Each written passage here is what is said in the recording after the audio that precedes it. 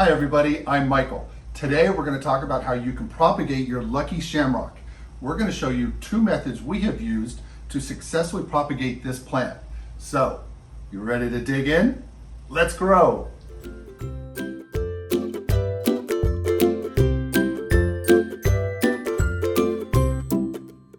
Propagating your lucky shamrock is fairly easy. We use two different methods to propagate our plant. The first method was using water, and the second method was direct to soil. So let's talk about the first method.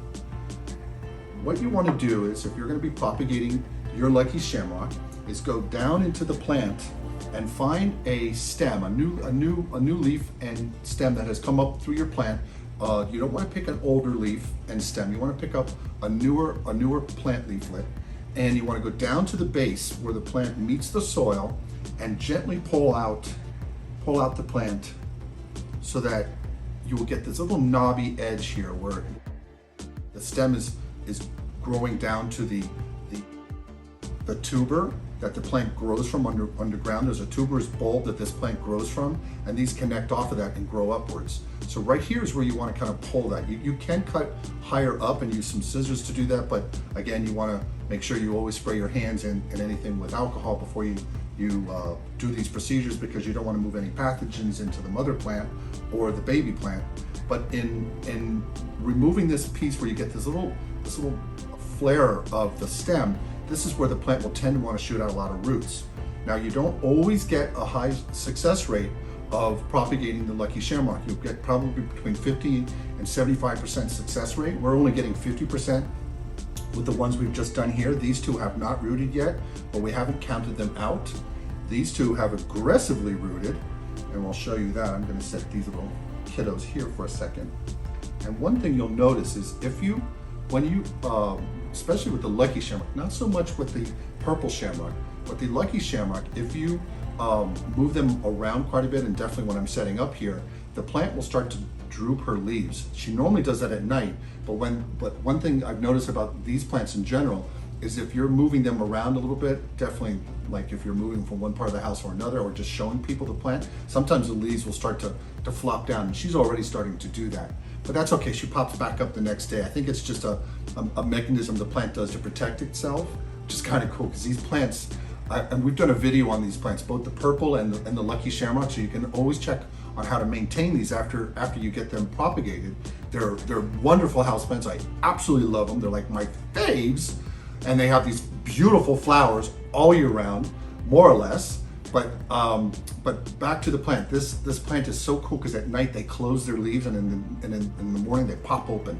So it's like an umbrella closing at night. But I can see that she's already, since I've been touching her, there's some of these already starting to close down, which is another, I think, protective mechanism the plant does when it's disturbed. So back to the water method. What you want to do is, once you make that, you pull that stem out, you place it in water, and then after about a month, you're going to get a ton of roots. Look at her! And they're all coming around that flare. They're all growing out of that flare. They don't tend to grow any higher up than about a quarter of an inch. So that's where you want to make sure you try to get as close to that base as you can to get the flare. This little baby here is growing gangbusters. She has decided to sending out five. 1, 2, 3, 5. Look at you going. She is going gangbusters. She's sending out new stems and new leaves, but they're underwater, so I want to get her out.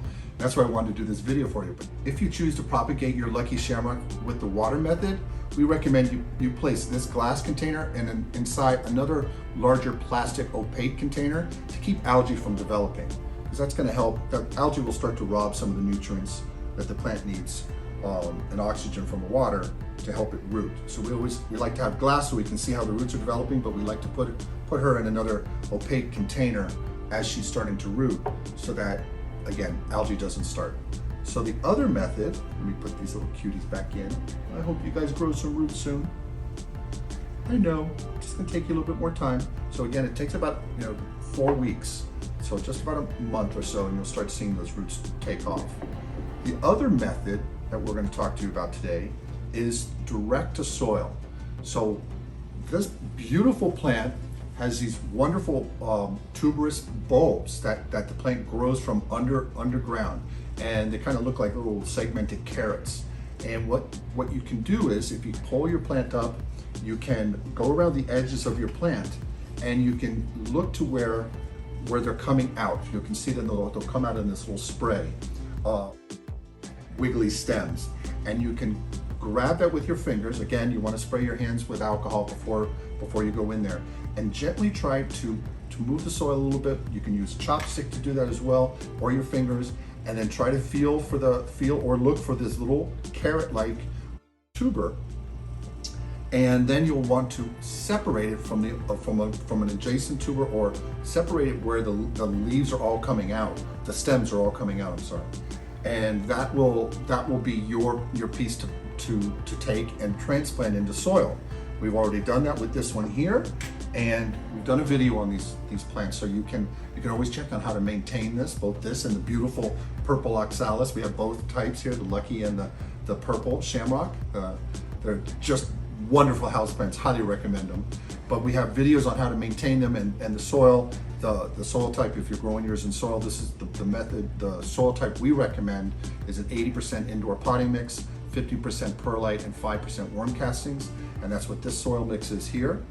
And we damped it down with some water, and we used our chopstick to open up a hole, just enough to put the tuber down in there, just enough to cover about a half inch of soil on top of it. And it had, when we pulled ours, it had a stem coming up, and we had, she's over here somewhere, there you are.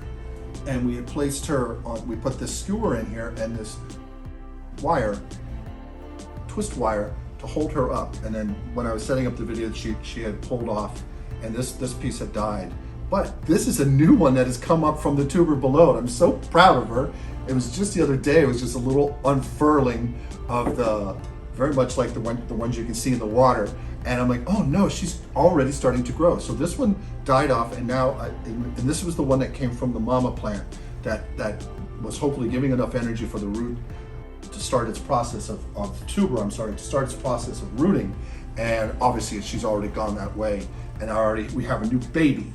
And so that method is probably going to get you plants growing a little bit quicker, but it does disturb the mother plant a little bit more, because you're going in there and you're more aggressively pulling out the tuber from the plant. But it's successful. It was, we only had to do this one time for this to take.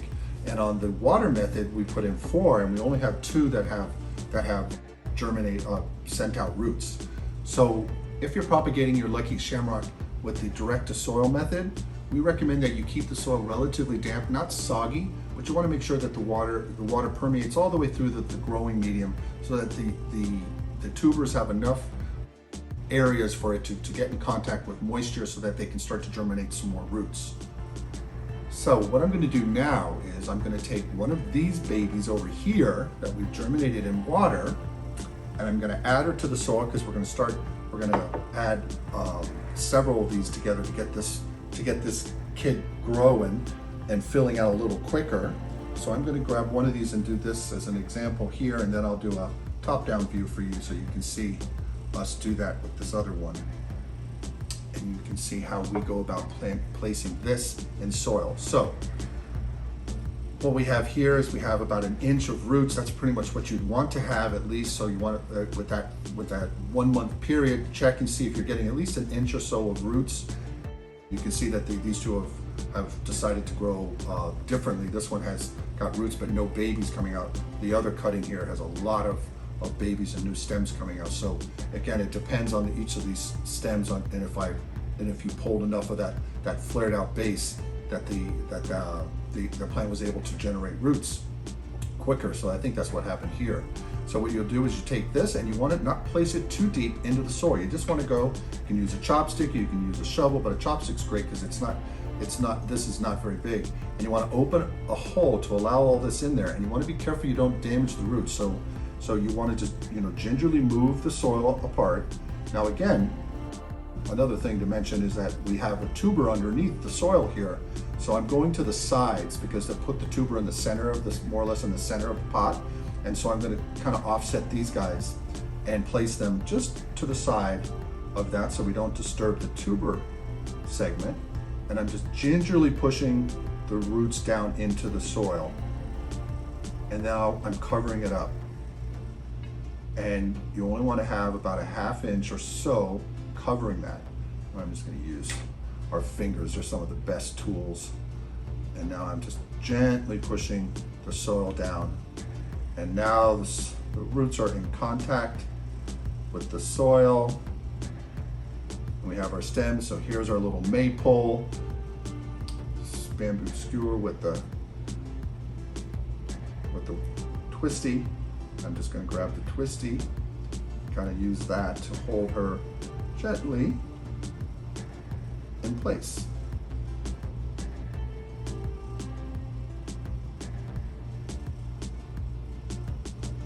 And now we have successfully transplanted her into her new home. And again, I'll show you this from above so you can see. And that's all it takes to propagate your lucky shamrock. I love this plant so much. As you guys know, they're so cute.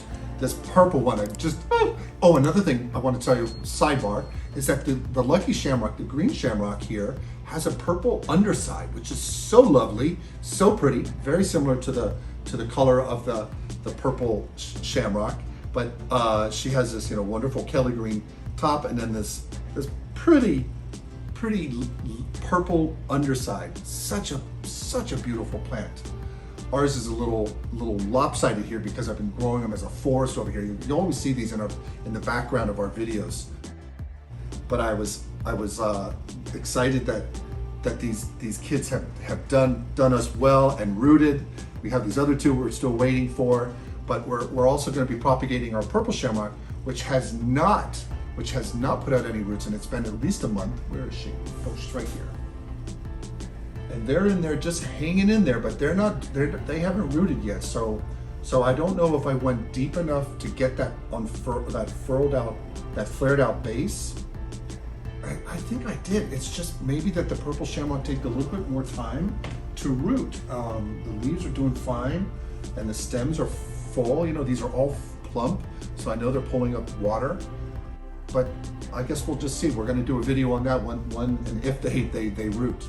I want to thank you all so much for stopping by. If you have any thoughts or questions about how to propagate your lucky shamrock, please just leave it in the comment section below, and I'll make sure I get back to you.